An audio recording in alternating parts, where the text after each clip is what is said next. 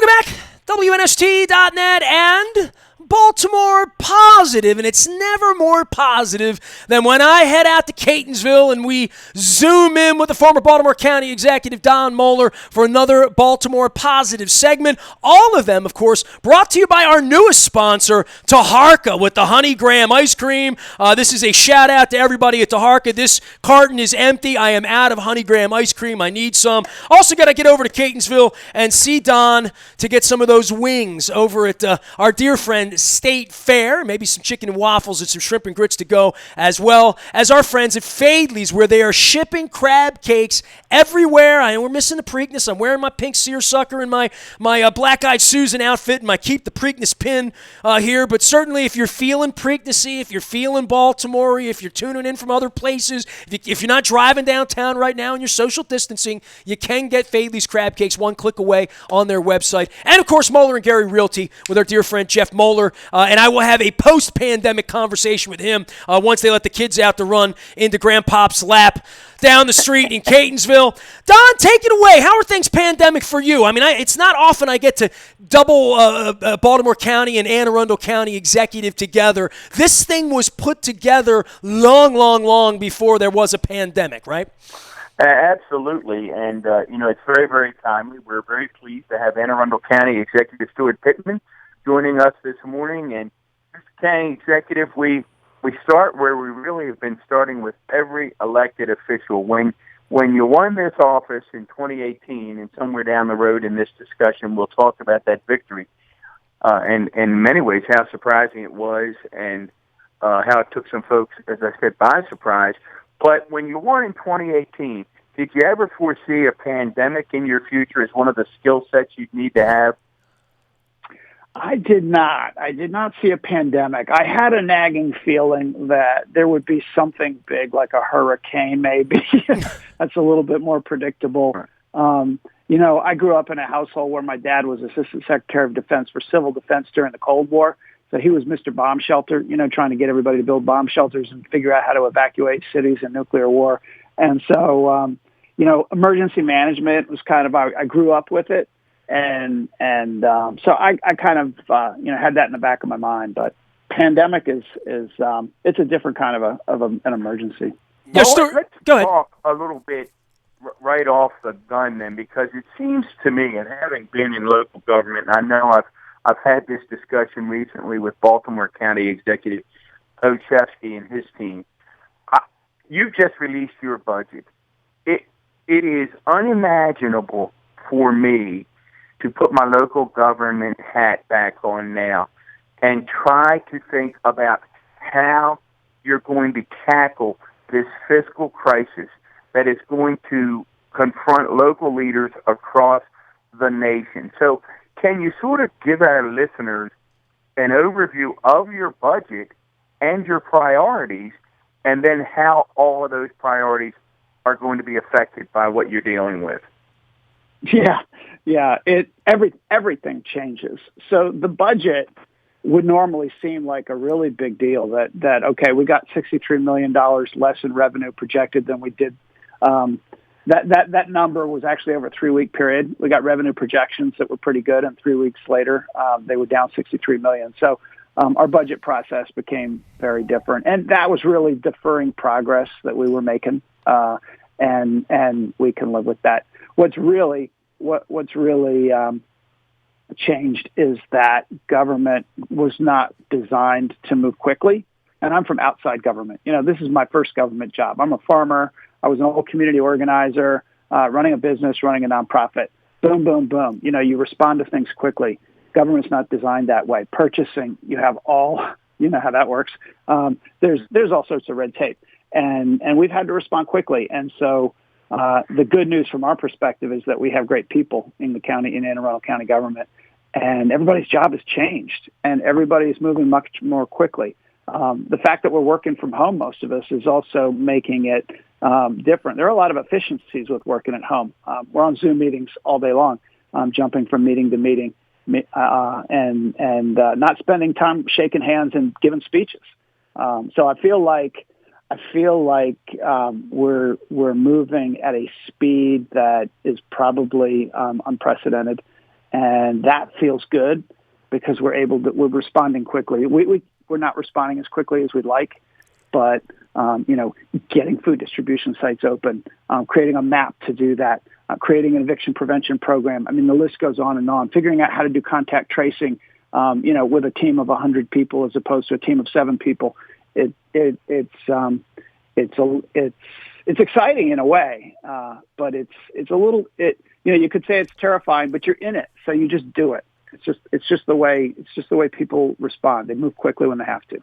Anne Arundel County Executive Stuart Pittman is our guest, along with Don Muller, former Baltimore County Executive here on Baltimore Positive.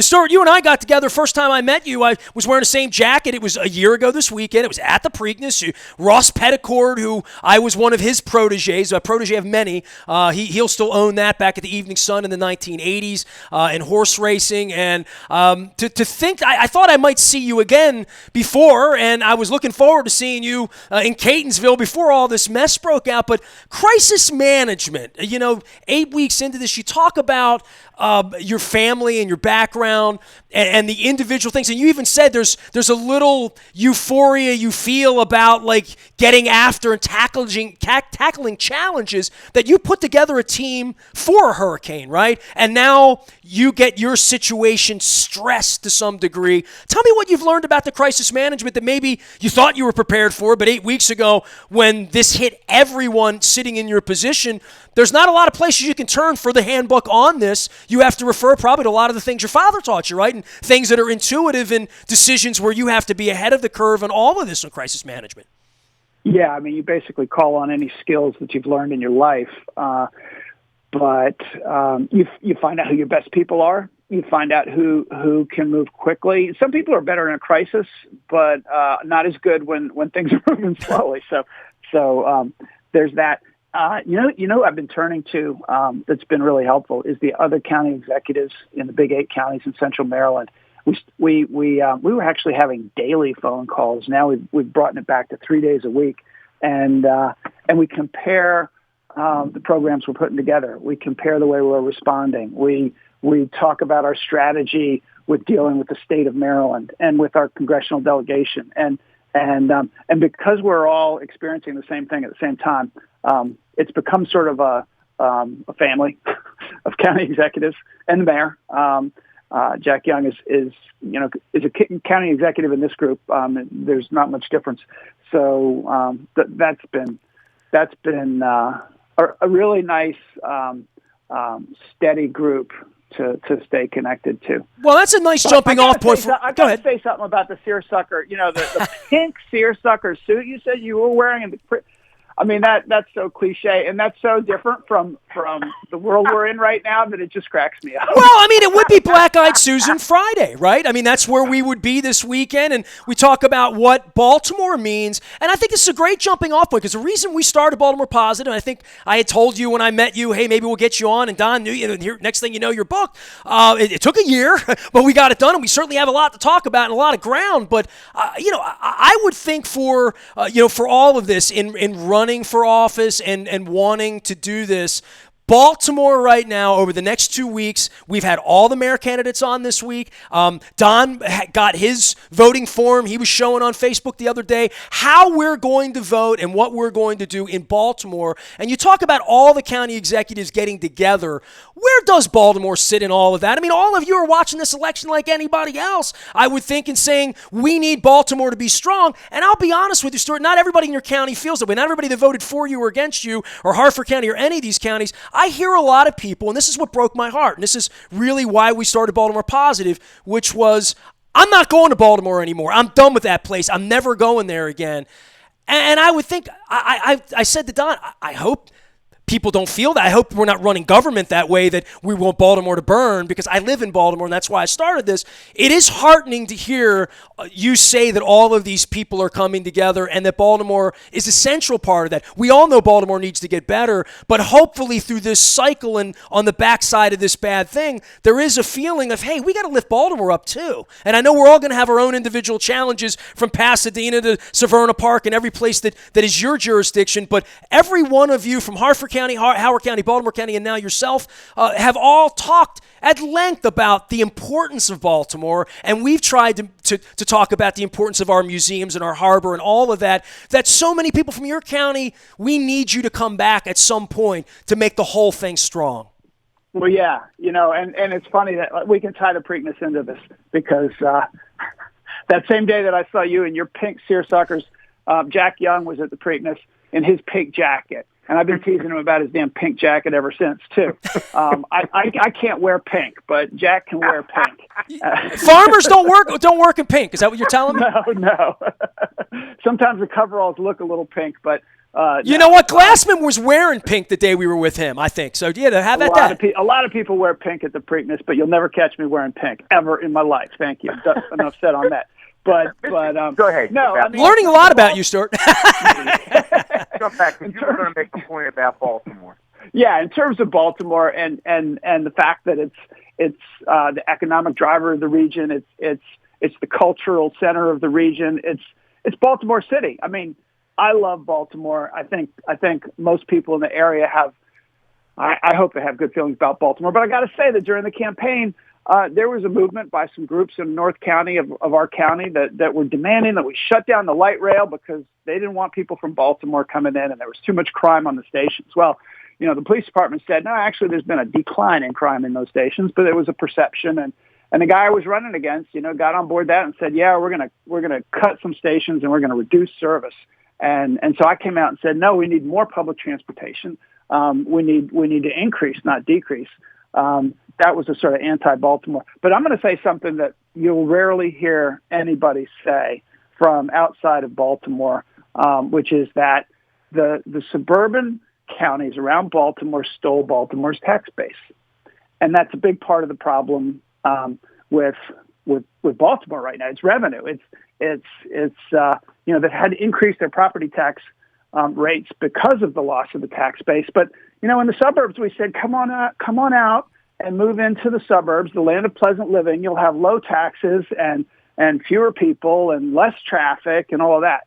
Well, I got elected because people kind of said, whoa, wait a minute, I think we're growing too fast. And we got too much traffic. We got overcrowded schools, and we haven't been able to keep up with the government services with all of the growth. So now it's time for us all to work together as a region and do planning and land use together so that it makes sense for everybody. And part of that is rebuilding Baltimore's tax base.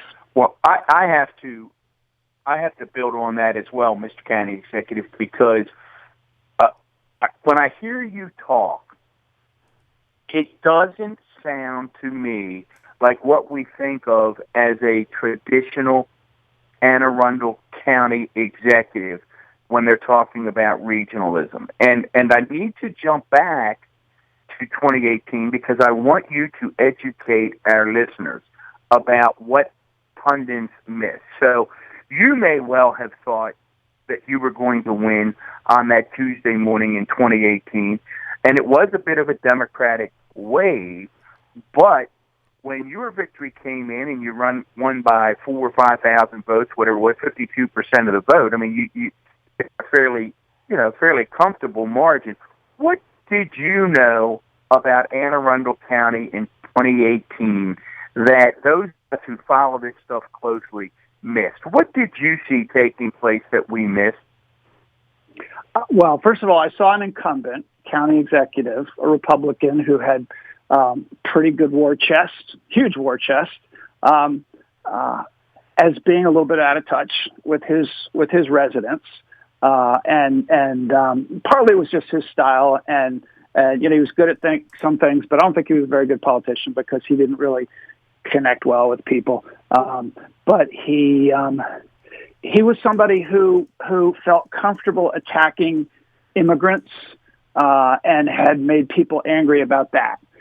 He was somebody who had refused to give teachers raises, and people were angry about that. He was very much seen as in the pocket of developers and was doing things to spur growth and reduce regulation. And so the general development plan and the small area plans that our communities had put together to guide growth in the county had pretty much been ignored, and it was kind of reckless growth. lot of anger about that. And so there was a coalition to be built, and that's what we did. Is we built that coalition, and it was public, it was police, fire, and teachers, largely teachers. They really got out and worked, but it was these community-based groups as well who wanted to get control of how land use is done in our county, and it was progressives who care about things like poverty, which were never talked about in our county. Who don't want to blame immigrants for all of our problems, and so you put that group together, and the anti-Trump people too. I mean, the groups that had formed out of the Women's March when Trump was elected were some of the first groups that I went to, and they were already organized. So all these groups were organized, and you just had to bring them together around a common message, and all of a sudden things changed quickly. Well, let me again. I'm just intrigued by this, and someone who lived in Baltimore County, Southwest Baltimore County, for his entire life, and over just up the road from the northern parts of Anne Arundel that you talked about. I spent a large part of my early career in education at Lansdowne. Literally, I could throw a football to the Anne Arundel County line. I've always perceived Anne Arundel County, and I should have said, and my grandparents lived their whole life in Jessup, so I know Anne Arundel County pretty well. I've always perceived it as this, if you use a national label, as this sort of red, right of center county. And what I hear you saying, Mr. County Executive, that really isn't where Anne Arundel County is today. Yeah, and the right of center, I think part of that is the politicians and the political pundits always said that our county was tax averse. Maybe it was because of the tax revolt when they created our revenue cap on our property taxes, back in about 1990 when all of that was going on, and everybody just assumed that that's how people felt. I think there have been some demographic shifts. There have been in West County there was a lot of development and folks who are government employees were moving in, and I think they were a little bit more moderate. But I think it was also the way the county grew. People realized, government does matter. We do need those services. Growth isn't the solution to all problems. And the way it was managed was wrong. So I was able to sort of take that sentiment and put it together with other sort of typical Democratic values and present it in a way that worked. The other part is that I'm being a South County farm boy. I'm not perceived as a threat to some people in the middle. I have some sort of conservative values myself, not on social issues, but on a feeling that the free market can actually have a positive impact. I'm very much pro-business, but I believe in regulation, where it has a public benefit. So, maybe being a farmer helped. So my message kind of came across as a little bit more down home, and maybe being from outside government helped. Well, you know what helped the most is being an old community organizer. I spent a decade with ACORN and the National Low Income Housing Coalition and doing organizing work, and so it was maybe easier for me to see how to build the coalition.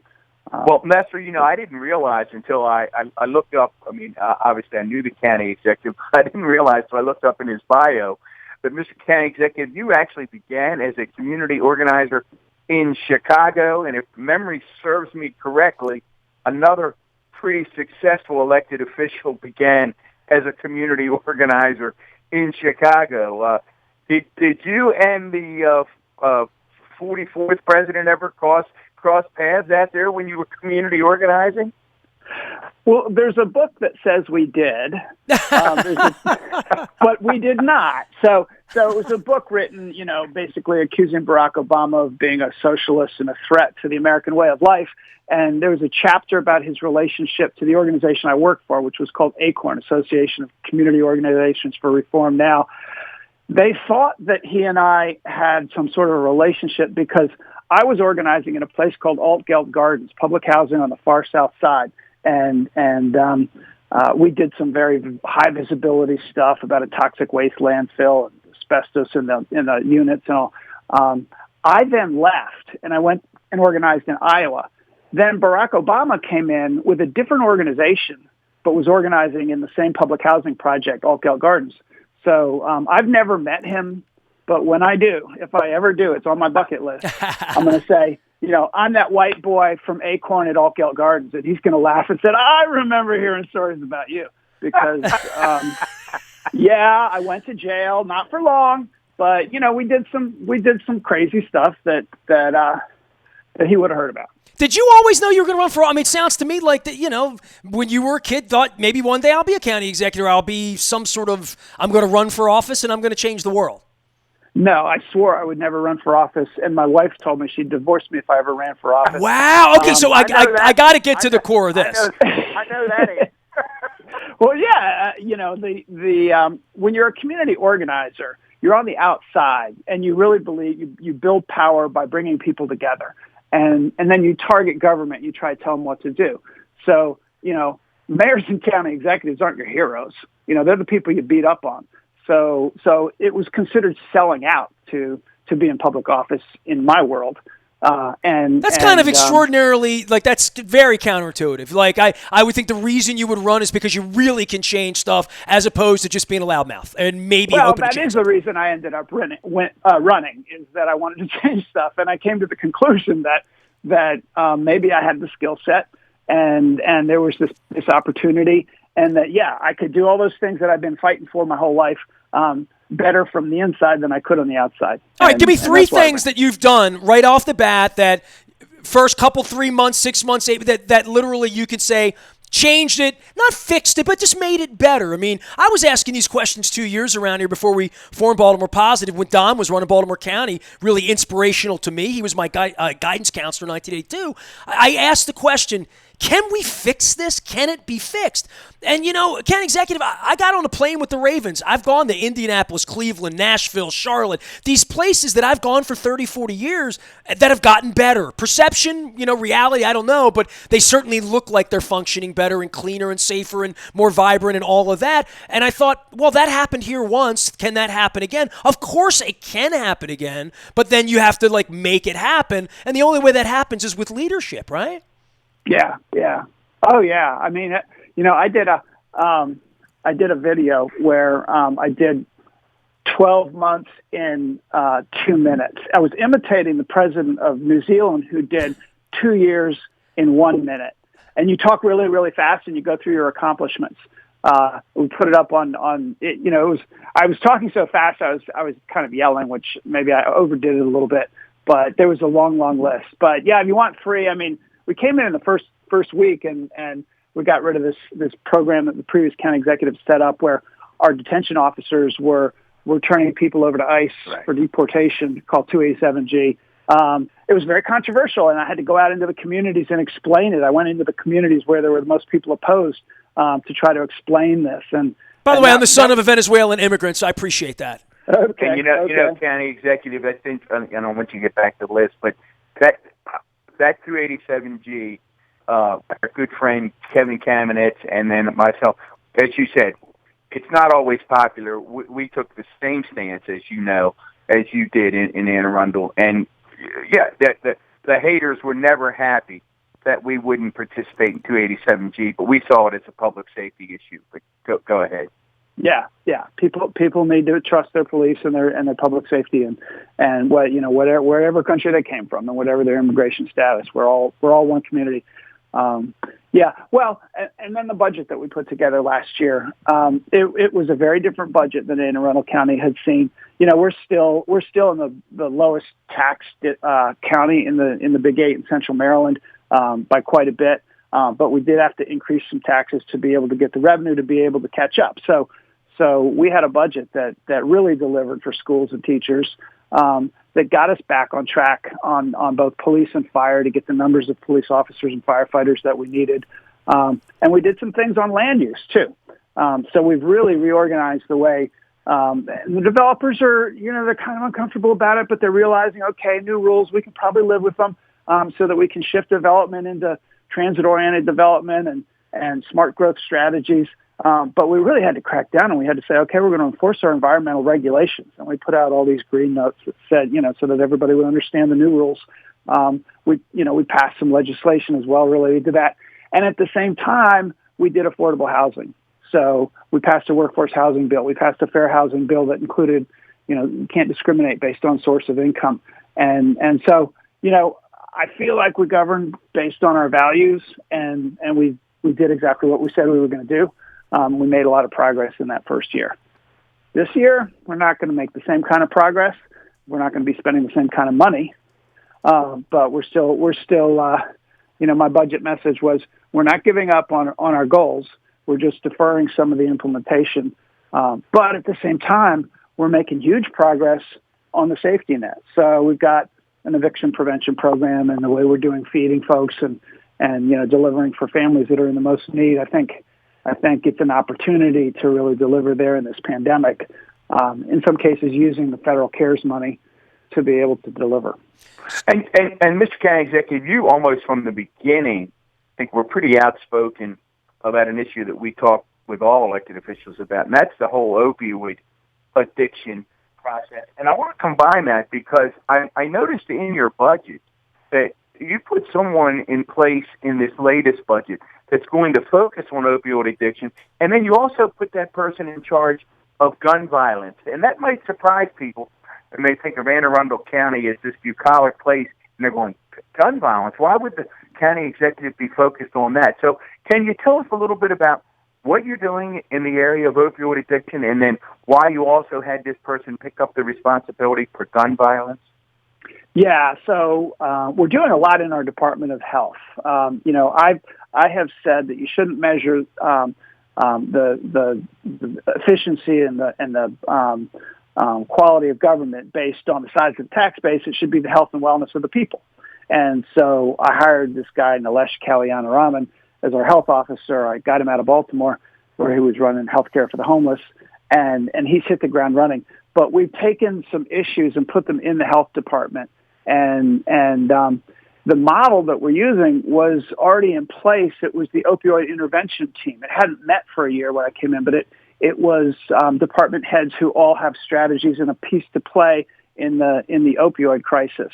And so we put together a gun violence prevention task force that recommended that this be considered a public health issue as well. We have shootings just like every other community has shootings, not as many as some, but it's a major cause of death, and we have to look at it as a public health issue like every other cause of death. And so we decided to create a gun violence intervention team, the same model, where you get the departments that have a role to play. There's everything from mental health to police, and the health department as well. And so because it's a parallel model, we needed somebody to manage those two teams and keep them alive and keep them moving forward. And so we hired one person to do both things. Well, also in line with that, and I appreciate your time, and I know we're coming up on the clock here soon, but a couple of key issues that we still, I think, need to address. Number one, talk a little bit about the impact of this pandemic on small business, particularly in Anne Arundel County, and then that really is going to segue us into the fact that recently the governor has indicated that counties can make a decision whether or not to begin to slowly open up and enter into what he refers to, I guess, as phase one. So can you sort of walk our listeners through the whole small business issue and what role government's going to play in Anne Arundel County to help them, and then how you are going to react to the governor's latest pronouncement that we can begin to ease into phase one? Yeah, by the time by the time this actually airs, probably we will have made some announcements that we haven't made yet.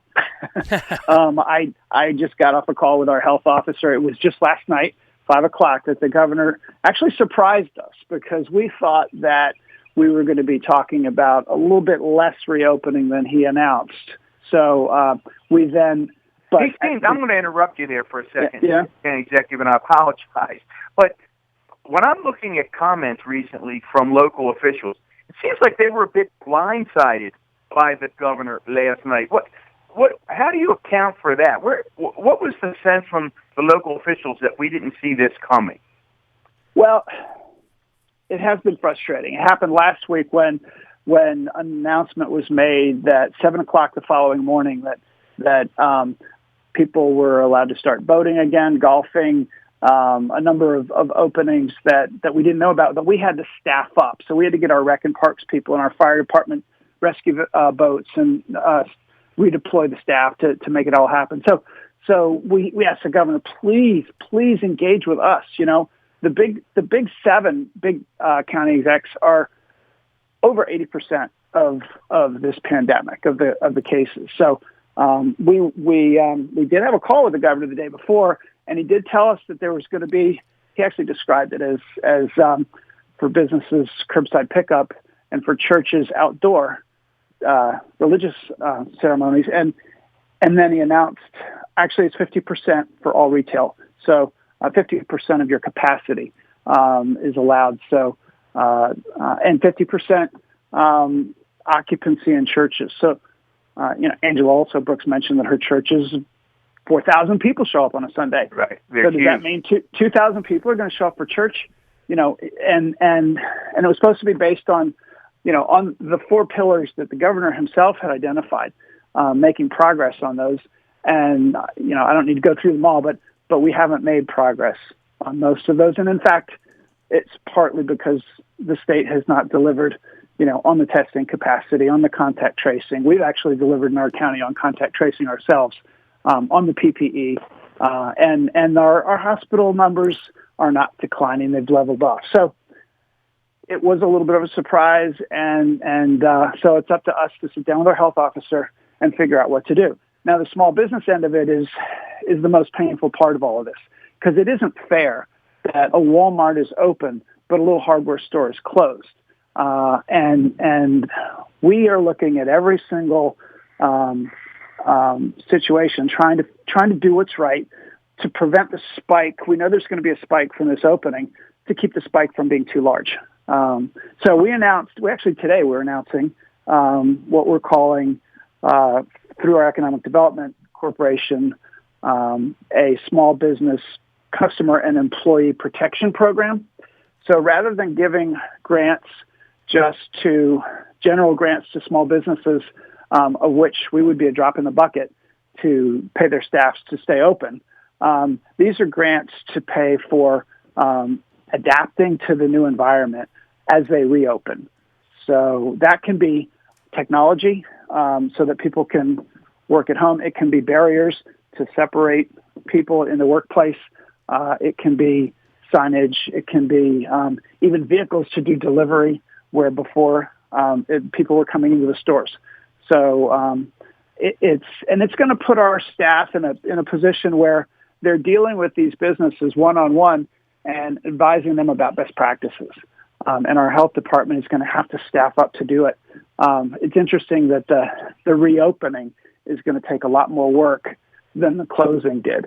It's going to mean that to do it right and to do it safely, it's going to be a lot of staff time to work with these small businesses to do it in a way that we don't create the spike, so that we end up extending this thing out and really hurting ourselves. Well, as a small business owner, I appreciate that, County Executive. County Executive Stuart Pittman joining us here from Arundel County. We were slated to have him a couple of months ago, and then we brought him back. And, I thought Don booked you this week because it was Preakness Week. And I think maybe in your mind, that's why we were getting together. We were going to have some chicken and waffles over. I believe we were going to do State Fair with you. So a black-eyed Susan, I was going to wear my pink seersucker the way I was a year ago. But I want to give you a little oxygen to talk about the horse industry and the Preakness. I'm wearing my Save the Preakness hat, and also my dear friend Ross Petticourt, who's also a friend of yours, who was a mentor to me back in the 1980s when I worked at the Evening Sun.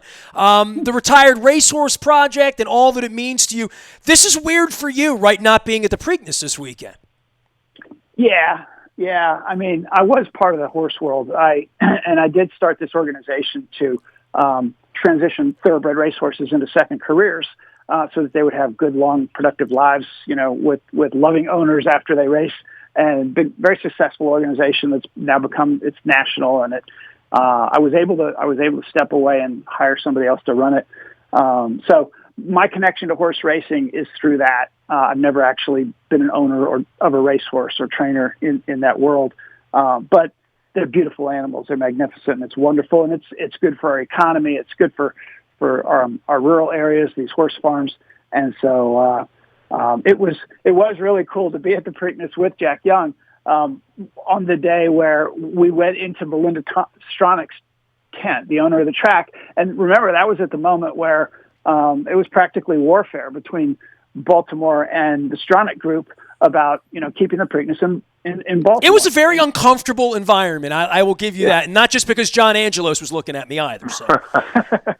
Yeah, so we went over there, and I went over there. I didn't want to go over to Belinda's tent without Jack Young. I wanted to be with Jack Young because I didn't want to seem like here we're Anne Arundel County, we're going to steal the Preakness, because I never wanted to get the Preakness necessarily. I just want to make sure Laurel Racetrack is in good shape, which is going to happen anyway. So we went over there, and Jack said, "Yeah, I'm going to go talk to her." And I said, "Well, good luck." and they basically just put a reset button and came up with this deal, which I think is a fantastic deal, because Park Heights, when I did the thoroughbred makeover for the Retired Racehorse Project, it was a Pimlico the first couple of years. And I spent a lot of time planning the event. In the parking lot there, we had stabling for horses, and folks in the neighborhood were walking through and getting pony rides even on some of these ex-race horses. So I got this soft place in my heart for Pimlico. I know it's in bad shape. So the plan that they put together to turn it into a multi-use facility where they could still run the Preakness, it's brilliant. And I just think I was so glad the governor didn't veto it, because there was a lot of rumors that he was going to veto it. It's still going to be a challenge, with the casino revenues down, to be able to make the whole thing work. But I think we'll be able to do it. And that was a really special Preakness that day to be there at the beginning of salvaging that whole thing. Well, but Stuart, if and when we have the Preakness again, you're on record as you still will not be wearing pink. Is that accurate? I am not. But he'll take a picture with me because we hit it off. We did okay. Yeah. Stuart, I'll just say this: for all the stench that comes out of Pennsylvania Avenue every night that we deal with here, that there is still local government that's working and people are doing things. And you mentioned you gave kudos to Jack about embracing this thing and getting involved. I've had Bill Cole on from the city council talking about this. I really am, this weekend, with it not being a Preakness, I really am envisioning this thing 5-10 years from now, like, again, to your point, a reboot, that the festival of the Preakness can really be a Super Bowl for all of our community, for everyone. Yeah. And I think when people, when people come back together again, watching these horses run, they're not only these sort of magnificent creatures that are almost wild and incredibly powerful, but they're competitive and they have heart, and it's a really kind of inspiring thing for people, and that's the kind of thing we need right now is to be inspired.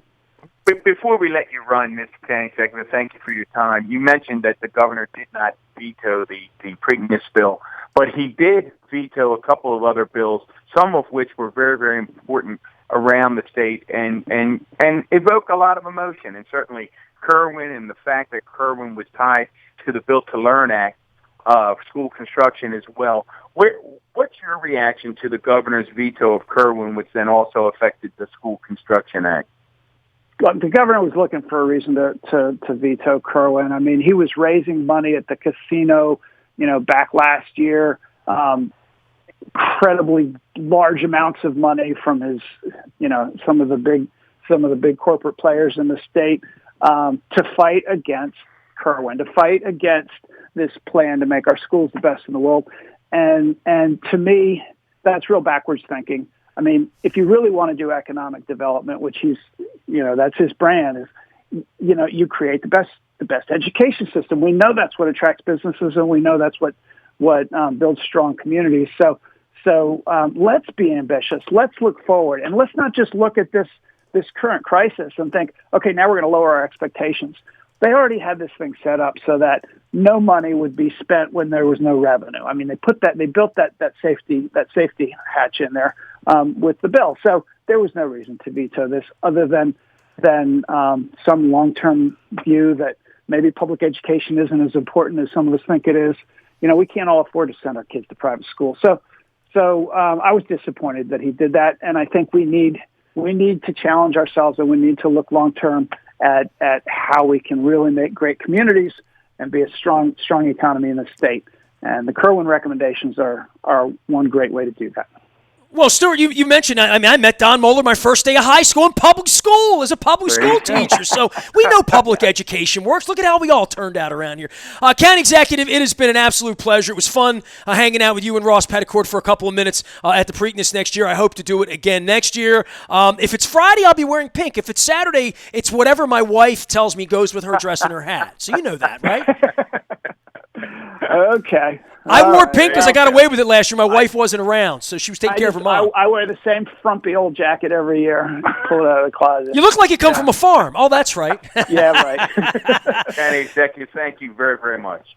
All right, thank you. Appreciate you. County Executive Stuart Pittman down in Arundel County and championing Baltimore City. Thank you very much. Appreciate the time. Don Moeller, former Baltimore County Executive, of course, joining us for all Baltimore Positive Chats. We're going to get back out to State Fair in Catonsville soon as we can. We're also going to be ordering those crab cakes from Fadley's as much as we can, and I'm going to get some macaroni and cheese, maybe some crab soup as well from our friends at Fadley's. And, of course, Moeller and Gary Realty and Jeff Moeller, who I'm going to have back on next week as we start to open the state up a little bit, talk more about real estate and selling homes and wearing masks and showing homes. Summertime, people want to list their homes. COVID changed that, but Moeller and Gary can still help you out. Also, one of our new presenting sponsors, I put a picture up of me eating Honey Graham Taharka ice cream. And this is most important, it's made in Baltimore. And most importantly for Steve and everybody over there, my cup runneth empty. I need some refill here on my Honey Graham as well as some pistachio and some Wake and Bake. Taharka, made in Baltimore. We'll be telling you more about that here on Baltimore Positive. I am Nestor. Big appreciation to all the county executives that have joined us, all the mayor candidates you'll find out at Baltimore Positive in our repository, as well as a lot of university leaders. Doing good work around here. Big appreciation to former Baltimore County Executive Don Moeller, my partner. I am Nestor. We are WNST.net, AM 1570, Taos in Baltimore, keeping calm, staying local, and always Baltimore Positive, even though we didn't have the Preakness this year.